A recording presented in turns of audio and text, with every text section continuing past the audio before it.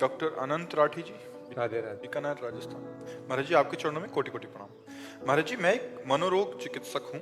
किसी भी रोगी की मानसिक पीड़ा कम करने के लिए मेरे मन में क्या भाव होने चाहिए और भगवत भाव किस तरह किसी रोगी की मानसिक पीड़ा को दूर कर सकते हैं? हाँ, बात ये समझनी कि उसकी जो मानसिकता है वो ऊर्ध्वगति रहित हो चुकी है, मतलब अच्छे विचार और उत्तम विचार रहित हो चुके हैं और वो पतन की तरफ ही जाएगी। उसका मूल अध्यात्म में कारण है पाप क्रियाएं, व्यर्थ चिंतन, ओवर थिंकिंग, बहुत सोचना और भगवत रहित सोचना, सत्य रहित सोचना। तो असत प्रपंच उसको एकदम डाउन करता चला जाता है। और दूसरा इसमें कारण है ब्रह्मचर्यहीनता। ब्रह्मचर्यहीन होने पर उसकी स्मृति शक्ति डाउन होती चली जाती है, उसकी सोच जो है वो पतित होती चली जाती है, क्योंकि भोगों का चिंतन, भोग क्रियाएं, तो ये पतित है ना, तो पतित चिंतन होता चला जाता है। अब अगर उसके चिंतन को बल मिले, शीतलता मिले, शांति मिले, आनंद मिले, तो अभी पलट जाए। जब तक ये नहीं मिलेगा तब तक वो पलटेगा नहीं। आप दवाइयों के द्वारा कितना भी रोकने की कोशिश करें, वो बेहोश रहेगा, वो नींद में चला जाएगा, लेकिन जब होश आएगा तब उसका चिंतन निगेटिव ही होगा, तब उसका चिंतन कमजोर ही होगा। अगर उसे अध्यात्म दे दिया जाए और धीरे धीरे दवाओं के द्वारा उसकी मानसिक शक्ति को पुष्ट किया जाए, उसे विश्राम मिले थोड़ा और अध्यात्म चिंतन उसका चलने लगे, जैसे भगवान का नाम तुम्हें इतना जपना ही है, तुमको अमुक पाठ करना ही है, कोई पाठ दे दे भगवान की स्तुति, कोई ये दवा के साथ अगर आप दो और उसको समझाने की चेष्टा करो। भगवान का जब तुम आश्रय लोगे तो तुम्हें चिंता नहीं करनी, हर जगह तुम्हारी रक्षा करेंगे। भगवान का आश्रय लोगे तो एक सेकंड में उन्होंने अनंत सृष्टि रच दी, तुम्हारे लिए हर व्यवस्था कर देंगे। भगवान इतने महाबलशाली कि उनके आगे किसी की नहीं चलती, वो हमारे हैं, तो आपको चिंता नहीं करनी। आप जो व्यर्थ चिंतन करते हो ये ठीक बात नहीं है, उसके मन को व्यर्थ चिंतन से हमें बचाना होगा। तो जब तक हम नाम नहीं देंगे उसे, भगवत नाम, तब तक वो चिंतन करेगा तो क्या करेगा? आप दवा दे दिए, इसके बाद वो चिंतन क्या करेगा? तो उसका चिंतन बन, तुम रामायण देखो, आधा घंटे रामायण देखो, आधा घंटे महाभारत देखो, क्योंकि पहले वो बिल्कुल संसारिकता से थोड़ा अध्यात्म की तरफ तो झुके। और उसे कह दो गीता जी पढ़ो, गीता विचार करो, तो शायद वो ना कर पाए। तुम आधा घंटे सत्संग सुनो, आधा घंटे नाम कीर्तन करो, उसे लगाओ। अब जैसे हमारी बात बाहर से मान लिए, तो कितने ऐसे हैं जिनको आध्यात्मिक लाभ मिल रहा है। हमारी बात ना मानो तो हमारे पास रहो, तुम्हें लाभ नहीं मिलेगा। बात मानना, तो आप उसे किसी तरह अध्यात्म से जोड़िए, नाम से जोड़िए। राम नाम, कृष्ण नाम, हरि नाम, राधा नाम, नाम जपने लगे सो बस मंगल हो जाएगा, आप देख लीजिएगा। महाराज जी, ओवर थिंकिंग में अभी हम एक जने से बात कर रहे थे, उसको भी यही वो था। तो भय का बहुत वो रहता है महाराज जी, हर चीज का भय। वो मतलब बार बार कह रहा था मुझे डर लगता है, ये दवाई से डर लग रहा है। देखो, अपने द्वारा कुछ ऐसे पाप हो जाते हैं जिनको हम प्रकट नहीं करते, जिनका कोई दंड नहीं मिलता, वो बुद्धि पर, बुरी दशा आने के पहले बुद्धि बदली जाती है। समझ रहे हो ना? सबसे पहले जो हमें दंड मिलेगा भागवतिक, वो बुद्धि पर मिलेगा। कैसा कैसा? अब वो ऐसा भयभीत होने लगा कि बिना कारण के भी भयभीत हो रहा है। वो काल्पनिक भय पैदा करके भयभीत होता चला जाता है और उसकी मानसिकता बिगड़ती चली जाती है। और उसको कोई प्यार देने वाला, कोई समझाने वाला, अगर उसको समझाने की भी चेष्टा करे तो नहीं समझेगा। उसके लिए एक ही दवा है, नाम। विश्वास मान लीजिए, ना ठीक हो जाए तो हमसे बताइए। महाराज जी, आपके जो शरणागत भक्त के लक्षण आप बताते हैं, निर्भय, निशंक, निशोक, निश्चिंत और विपरीत भावनाओं को त्याग, इससे सारे लक्षण उससे विपरीत दिख रहे थे। वो शंका कर रहा है, वो शोक कर रहा है, वो अनिश्चिंत है। हाँ, अब जैसे मान लो आप कहते हैं हम कोई पाप नहीं करते, लेकिन आपने वीरपात किया, उसमें एक बच्चा होने की सामर्थ्य है। अगर वही गर्भाशय में पहुंच जाता तो बच्चा होता ना, तो एक बच्चा की हत्या हुई ना। लाखों पाप हो रहे हैं, लाखों अपराध बन रहे हैं, ये सब करेंगे क्या? ये करेंगे क्या? तुम्हारी बुद्धि को भ्रष्ट कर देंगे। इसको खिलवाड़ समझते हो? जो हमारे ऋषि मुनियों ने शास्त्रों में लिखा है कि 20-22 वर्ष तक ब्रह्मचर्य रहो, इसके बाद पाणी ग्रहण संस्कार करो, गृहस्थी में जाकर संतान उत्पत्ति करो, धर्म पूर्वक चलो, अपने पति को भगवान मानो, अपनी पत्नी को भगवान मानो, दोनों प्रेम से रहो, एक पति व्रत, एक पत्नी व्रत। ये सब क्यों कहा गया है? पाप आचरण, मनोरंजन, तो भी भोगो, कुछ दिन बाद मनोरंजन का फल अपने आप आ जाएगा कि आपका दिमाग ही आपको दंड देने लगेगा। अपने हाथ से अपना गला काट रहे हैं लोग, अपने हाथ से अपने को फांसी में चढ़ा रहे हैं, अपने हाथ से जहर खा रहे हैं। ये क्या हो रहा है? इतना दुर्लभ मानव दे और आप इस तरह नष्ट करें, उसका कारण है आपका गुप्त पापाचरण। पापाचरण होने के कारण हमारी बुद्धि शुद्ध नहीं हो पाती। अगर शुद्ध बुद्धि हो तो मानो जैसे हम फेल हो गए, तो पहली बात तो शुद्ध बुद्धि होने पर फेल होगा ही नहीं, क्योंकि अपने चैप्टर को बहुत अच्छी तरह पढ़ेगा। और वो डिस्टर्ब है पहले ही, बॉयफ्रेंड गर्लफ्रेंड व्यसन ये वो कई ऐसी बातें होती हैं जिनका लौकिक चिंतन करते करते वो और उतने में हो गया फेल। अब सोचा घर वाले डांटेंगे और मेरी स्थिति क्या, स्थिति तो ऐसे कई हैं, किसान हैं, विद्यार्थी हैं, खिलाड़ी हैं, बहुत से लोग ऐसे हैं, व्यापारी हैं जो अपने को असमर्थ असहाय असफल समझ करके और ऐसा नहीं करना चाहिए, ये नहीं करना चाहिए। और ये तभी रुकेगा जब बुद्धि शुद्ध होगी। तभी तो देखो सबको प्रातःकाल उठने की आज्ञा हमारे ऋषियों को है, सबको अर्घ देने की, चाहे जिस कुल का हो चाहे सबको सूर्य भगवान का आदर करने की और सबको नाम जप करने की, अपने यथायोग्य अधिकारानुसार मंत्र जप करने की।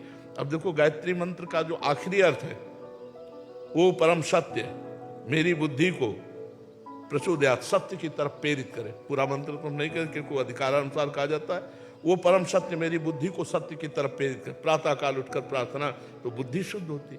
अब आप देखो 10-10 बजे तक सो रहे हैं, सूर्य भगवान उदय होने का कोई मतलब ही नहीं है, कोई दिनचर्या ही नहीं है, कोई दिनचर्या नहीं है। कुछ कार्य कर, कुछ कार्य कर। मनुष्य जीवन व्यर्थ नष्ट करने के लिए नहीं मिला है। देखो आज भी बीमार स्थिति शरीर की है, हम 11 बजे उठ जाते हैं, 12 बजे तक बैठे रहते हैं, 12 बजे के बाद थोड़ा टहले फिर बैठ गए, 1 बजे शौच स्नान, 2 बजे आ गए रोड में, 2 बजे क्या 2 बजे के 10 मिनट कम, 1:50 पे आने। हाँ 2 और फिर देखो सब दिनचर्या चल रही है। अरे मनुष्य जीवन मिला, खूब डट के मेहनत करो जिस डिपार्टमेंट में हो। मतलब बाबा जी हो तो डट के भजन करो, तपस्या करो, कष्ट सहो, जगत मंगल करो, जो जहां है डट के करे तो मनुष्य जीवन की सार्थकता है। खाली बैठे हो मन तुम्हारा शैतान वो मार देगा। तो जो डिप्रेशन में उनको कोई कार्य बताओ, उनके अनुसार, उनकी सामर्थ्य के अनुसार कोई भी कार्य कर ले, मतलब उसके अनुसार थोड़ा सा कार्यरत होना जरूरी है। बेकार आदमी डिप्रेशन में नहीं जाएगा और क्या जाएगा। और नाम जप करें और उसको बौद्धिक स्तर से पुष्ट करो। थोड़ी देर उसको आध्यात्मिक बातें बताओ, थोड़ी देर उससे बातचीत करके समझो कि इसकी दशा कहाँ डाउन हुई है, किस जगह है, ये डिप्रेशन का इसका कारण क्या है। तो विचार शक्ति ही हमको महान बनाती है, विचार शक्ति हमको नीच बनाती है। हमारे अच्छे विचार होने के लिए विवेक की जरूरत है। विवेक मिलता है सत्संग में, बाजार में नहीं मिलता। बिन सत्संग विवेक न होई और राम कृपा बिनु सुलभ न सोई। तो भगवान की कृपा से आप खुद इतने बलवान बनो कि आप संकल्प करो, नाम जप करो, हमारी बात मानो और उसको संकल्प करो सामने आए हुए मरीज के कि मैं अपना नाम जप इसको देता हूं। और उससे कहो नाम जप करो, तो तुम्हारा जो नाम जप, मान लो 1000 नाम जप दिया तो वो दान करने का तुम्हें 10,000 नाम का फल मिलेगा। समझ रहे हो, मैं अपना 1000 नाम कैसे तो 1000 दिए तो पलट कर 10,000 आपका फायदा जो होगा ना, वो 10,000 नाम का फायदा हो और उस जीव का उत्थान होने लगेगा। तो आप भी नाम जप कीजिए और उसके विचारों को पढ़िए और उसको आध्यात्मिक में धीरे से लाइए और भगवान का बल उसे दीजिए, तभी पुष्ट होता है, नहीं तो फिर परेशान हो जाएगा। एक समस्या है, हजारों समस्या है, हजारों समस्या है। शरीर स्वस्थ है, खाने पीने को सब है, बेटी ब्याह के योग्य है, पैसा नहीं है। बेटी का ब्याह करने के लिए वो आया ना, तो लड़का वाला ऐसा रईसी दिखाएगा, मुझे कार ही चाहिए। अरे चाहिए कि तुम अपनी बेटी दे रहे हो, बस हमारे लिए पर्याप्त है। कितनी समस्याएं ऐसे गृहस्थों के पास, ऐसे लोग, सब व्यवस्था हो गई है, अब बेटी का जहां ब्याह किया, खूब धन खर्चा किया, लड़का बेकार निकला। कितनी समस्या है, संसार समस्याओं का पुंज है। यदि भगवान का भजन नहीं करोगे तो बहुत जीवन बेकार है, बहुत जीवन बेकार है। इसलिए सबको चाहिए थोड़ी थोड़ी देर। अभी एक रास्ते में देखा था, जब हम अपने लोग आ रहे थे तो रोक के बात किए थे, कह रहे थे 5 मिनट 1 घंटे में और 24 घंटे में 24 मिनट। सिर्फ इतना मैं अभी कुछ दिन हुआ शुरू किए, मुझे बहुत आनंद है महाराज जी, मेरा जीवन बदल गया। ऐसा वो रोक के कह रहे, हाँ रोक के कह रहे थे। उसमें जो सुबह हम आते हैं ना, उसमें बात मान लो, अगर नाम जप शुरू कर, अच्छा नाम जप में पैसा नहीं लगता।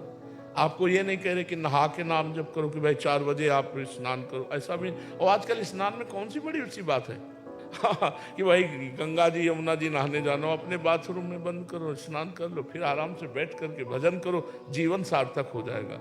घंटा 2 घंटा अगर नहीं कर सकते तो 24 घंटे में 24 मिनट तो कर लो। और मांस मछली मत खाओ, शराब मत पियो, पराई माता बहनों की तरफ गंदी दृष्टि मत करो, फिर देखो जीवन कितना उज्जवल और आनंदमय होता है। तो जी ऐसा समझाओ भाई, समझाने से ही है। और बिना नाम जप के वो समझ भी नहीं पाएगा, नाम जप होना अनिवार्य है। नाम जप बहुत बड़ी अमृत शक्ति है, अमृत शक्ति है। सर गुरुवाणी में नाम जप और साधु सेवा दो की बहुत महिमा लिखी हुई है। जितने 10 गुरु हुए हैं सबके वाणी को पढ़ के देखा, केवल नाम जप की महिमा। अपने महापुरुषों को जितने देखो सब नाम नाम, कबीर जी, रामानंद स्वामी और जितने भी बड़े बड़े संत हुए सब नाम से हुए। देखो इस मन की एक चाल देखो, चुप हुए देखो चल पड़ा, लगाए हो सुनने में तो जहां चुप हुए तो अपनी चाल चल पड़ा। अब अगर आपकी चाल नीच कोटि के चिंतन के है तो नीचे चला जाएगा, उच्च कोटि के है तो उच्च। इसको फंसाना है। हम कार्यरत हैं तो मन लगा हुआ है, जहां कार्य से हटे तो राधा राधा राधा राधा राधा राधा फौरन लगाओ इसको। फिर कार्य में लग गए, फिर भूल गए, कोई बात नहीं, फिर याद आया, फिर राधा राधा राधा राधा। इसको देखो लगाओ तो आनंद आने लगेगा। नहीं असत चिंतन करता, बहुत ये दुष्ट है।